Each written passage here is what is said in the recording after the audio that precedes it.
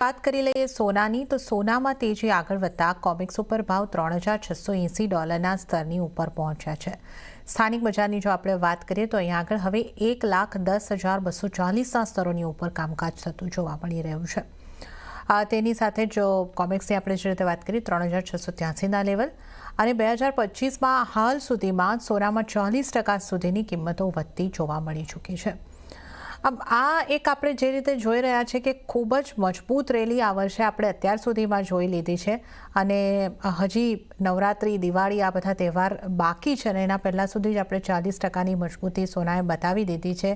હવે ફેડના આઉટકમ ઉપર આપણી ખાસ કરીને નજર રહેલી છે અને આ ટ્રેડની પણ ઇમ્પેક્ટ અહીંયા આગળથી જે ટ્રેડ ડીલની ચર્ચા અત્યારે આપણે થતી જોઈ રહ્યા છે, આગળ કઈ રીતે આવશે એ આ તમામ અનિશ્ચિતતાઓ અહીંયા આગળથી બનેલી છે. ત્યારે સોનાને તમે કઈ રીતે જોઈ રહ્યા છો? ફેડની મીટિંગના આઉટકમ બાદ સોનામાં કેવો મૂવ આવી શકે? જો ફેડની જે મીટિંગ છે એનું આઉટકમના પહેલા જે રેલી આપણે જોઈ છે એ ક્યાંય ને ક્યાંય ગોલ્ડે પ્રાઇસિંગ કરવાનો ટ્રાય કર્યું છે બે વસ્તુને. એક જે છે એ 50 બેસિસ પોઈન્ટ સુધીનું પણ અગર જો કટ આવે છે એ ગોલ્ડ પચાવવાનો કોશિશ કરે છે.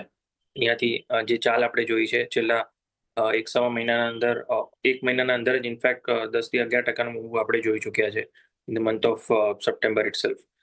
અને બીજું જે છે એ ક્યાંય ને ક્યાંય ડોવિશ સ્ટાન્સ જે છે, ડોવિશ સ્ટેટમેન્ટ જે છે આ ક્યાંય ને ક્યાંય ફેક્ટર ઇન કરતું દેખાઈ રહ્યું છે, કેમ કે આગળ ચાલતા હજી કટ્સ કેટલા રહેશે એનું રોડમેપ આપવું બહુ જરૂરી છે. ખાલી એક કટ આપવાથી માર્કેટને અને પાર્ટિસિપન્ટ્સને આનાથી ફરક ઓલું નહીં પડે ઓન ધ પોઝિટિવ સાઇડ. આગળનું રોડમેપ અને કેટલા કટ્સ રહેશે at least towards going towards March 26 કાં તો એક વર્ષ સુધી એટલીસ્ટ મેક્સિમમ ડિસેમ્બર 26 સુધીનું એક્સપેક્ટ કરી રહ્યા છે કે ત્યાં સુધીનો રોડમેપ ક્લિયર કટ બનેલું રહે. અથવા જો રોડમેપ પ્રોપર નહીં હોય કે કેટલા કટ્સ થવાના છે અને ફર્સ્ટ એટલે ડિસેમ્બર 25 સુધી કેટલા થઈ રહ્યા છે અને next couple of months going towards new financial year યુએસના અંદર ત્યાં કેટલા કટ્સ થઈ રહ્યા છે, તો એનું ક્લેરિટી જો અગર નહીં હોય ને તો અહીંયાથી માર્કેટ પાછું ડોલર ઇન્ડેક્સ તમને વધતું દેખાશે અને ગોલ્ડ સિલ્વરના અંદર પ્રોફિટ બુકિંગ દેખાઈ શકે છે. સો હમણાં તો સર્ટનિટીના સાથે એક્સપેક્ટ કરી રહ્યા છે કે રોડમેપ મળશે અને રેટ કટ જે છે એ 50 બેસિસ પોઈન્ટ સુધી પણ થઈ શકે છે. સો એ સરપ્રાઇઝ નહીં રહે માર્કેટના માટે અગર 50 બેસિસ પોઈન્ટ થઈ જાય છે તો એક spike on the buying side જોવા મળશે જે એને પ્રાઇઝીસને ટુવર્ડ્સ 37.25 સુધી પણ લઈ જઈ શકે છે અને આપણા ઘરેલું બજારમાં 1,11,500 સુધી પણ લઈ જઈ શકે છે એકવાર માટે. જો કોમેન્ટ્રી આગળના સ્ટેટમેન્ટ અગર પોઝિટિવ નથી આવતી આગળની તો શાર્પ ડિક્લાઇન જે છે એ તમને પ્રાઇઝીસ અંદર દેખાશે અને ગોલ્ડ ડોલર ઇન્ડેક્સ જે છે એ શાર્પલી ઉપર આવતો દેખાશે અને અન્ય કમોડિટીઝ નીચે આવતી દેખાશે. અથવા બહુ મોટું ડિક્લાઇન નહીં રહે સ્ટેટમેન્ટ પછી અને બ્રીફ પીરિયડ જે છે એ બ્રોડલી જે ટ્રેન્ડ જે છે અપસાઇડનો ચાલતો રહેશે અગર ડોવિશ સ્ટેટમેન્ટ રહ્યો હતો ફેડરલ તરફથી. લેવલ વાઇઝ ટ્રેડર્સને શું કરવાનું છે એ ઇમ્પોર્ટન્ટ છે. બુધવાર રાતે આવવાનું છે, એટલે આવતીકાલે રાતના આનું સ્ટેટમેન્ટ આવશે. તો આપણા પાસે અહીંયાથી 2 દિવસ છે ટ્રેડિંગ કરવા માટે થઈને. સો ડે ટ્રેડર્સ અને જે સ્વિંગ ટ્રેડર્સ છે એ લોકો માટે ઓપોર્ચ્યુનિટી બની રહી છે અરાઉન્ડ અબાઉટ 1,09,700 પાસે. 1,09,700 પાસે પ્રાઇસ મળે છે ત્યારે તમે બાઇંગ કરીને ચાલી શકો છો. 1,09,200 નીચે 500 પોઈન્ટનો તમારો સ્ટોપ લોસ રહેશે અને 1,10,500 થી લઈને 1,10,700 સુધીના તમારા ટાર્ગેટ રહેશે. 1 થી 2 દિવસનો વ્યૂ પોઈન્ટ જે રાખીને ચાલે છે કે ઇન્ટ્રાડે પણ ઈચ્છા કરતા હોય એ લોકોના માટે આ વ્યૂ પોઈન્ટ છે. પોઝિશનલી વ્યૂ પોઈન્ટ જે છે ફેડરલ રિઝર્વના મીટિંગ પછી આપણે રિવ્યુ કરશું પાછું. ઓકે, તો અહીંયા આગળથી સોનામાં તમારે માટે જે સલામતી દેખાઈ રહી છે કે 1,09,700ની આસપાસથી તમે બાઇંગ કરીને ચાલી શકો છો. 1,09,200નો તમારે સ્ટોપ લોસ રાખવાનો છે 500 પોઈન્ટ નીચેનો અને ટાર્ગેટ જે છે 1,10,700નો બનતા દેખાઈ શકે છે. તો આ એક સોનાને માટે ખાસ સલાહ તમારે માટે બની રહી છે. આ ઉપરાંત બેઝ ડ્યુટી, જે ઇમ્પોર્ટ બેઝ ડ્યુટી છે એ વધારવામાં આવી છે, તો એની પણ પ્રાઇસીસ પર ઇમ્પેક્ટ આવશે જતીનજી? એમ તો નથી દેખાઈ કે બેઝ ઇમ્પોર્ટ ડ્યુટીના કારણથી હજી કંઈ માર્કેટ પ્રેશરાઇઝેશનને પ્રાઇઝિંગ કરતું હોય. અગર જો ડ્યુટીના અંદર કંઈ ડેફિનેટ કંઈ ચેન્જીસ આવી જશે તો ડાયરેક્ટ ટુ ડાયરેક્ટ એના અંદર ઇમ્પેક્ટ દેખાશે રો ગોલ્ડના પ્રાઇઝીસના હિસાબે અગર રહેશે તો. અગર ફિનિશ ગુડ્સ પર ખાલી રહેશે તો અહીંયા આના પર ઇમ્પેક્ટ નહીં આવે.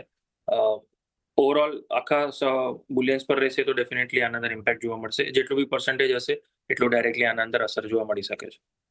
ઓકે, અને ત્યારે જ હવે આપણે વાત કરી લઈએ ચાંદીની. તો ચાંદીમાં પણ વૈશ્વિક બજારમાં કિંમતો 14 વર્ષના ઉપલા સ્તરની પાસે સ્થિર રહી છે, જ્યારે સ્થાનિક બજારમાં 1,29,000ની ઉપર કારોબાર જોવા મળ્યો છે.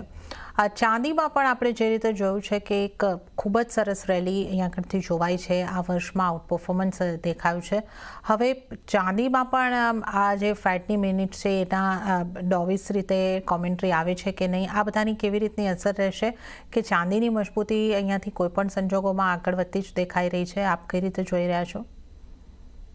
બીજું તમારું જે સ્ટેટમેન્ટ છે, કોઈ બી સંજોગો રહે એના અંદર ચાંદીનો પરિબળ જે છે એ પોઝિટિવ દેખાઈ રહ્યું છે, એ મને ગમી રહ્યું છે. કેમ કે આજે છે એ શોર્ટ ટર્મ ઇફેક્ટ જરૂર રહી શકે છે ફેડરલ રિઝર્વનું જે બી આઉટકમ રહે.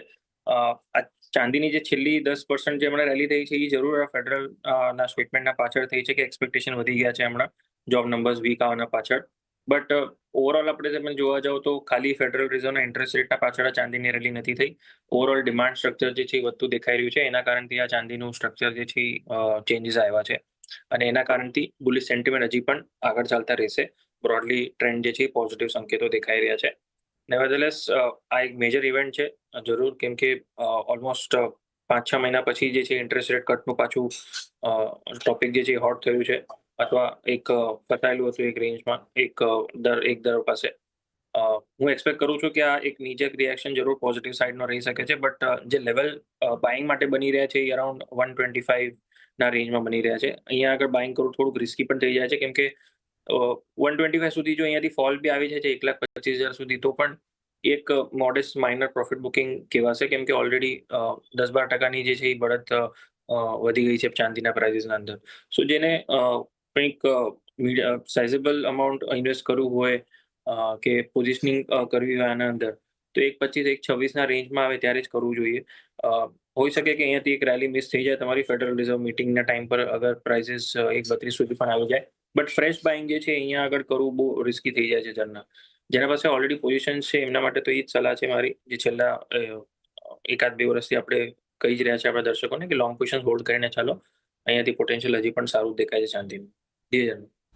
ઓકે, પોઝિશન છે તો 100% હોલ્ડ કરીને ચાલવાની સલાહ છે, પણ નવી એન્ટ્રી છે તો 1,25,000ની આસપાસથી એન્ટ્રી લેવી સેફ રહેશે. અત્યારે ચાંદીમાં એન્ટ્રી માટે હાઈ અહીંયા આગળથી વેલ્યુ બનતી દેખાઈ રહી છે. તો આપણે સોના